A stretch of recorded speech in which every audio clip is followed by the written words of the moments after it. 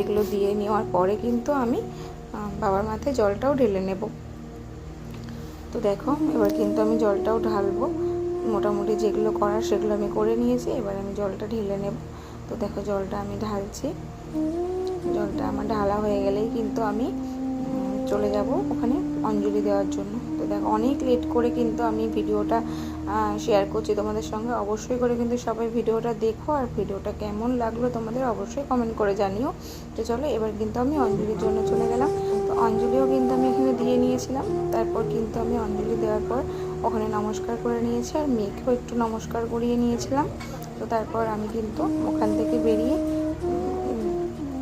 ওখানে যেটা শুনে এসেছি এতদিন ধরে যে সন্তানের মঙ্গলের জন্য নীল মোমবাতি ধরাতে হয়, তো সেটাই আমি করে নিয়েছিলাম, মোমবাতি ধরিয়ে নিয়েছিলাম ওখানে, ধূপকাঠি মোমবাতি দুটোই ধরিয়ে দিয়ে আমি কিন্তু আমার ভিডিওটা শেষ করেছিলাম। তোমাদেরকে কেমন লাগলো ভিডিওটা অবশ্যই কিন্তু কমেন্ট করে জানিও।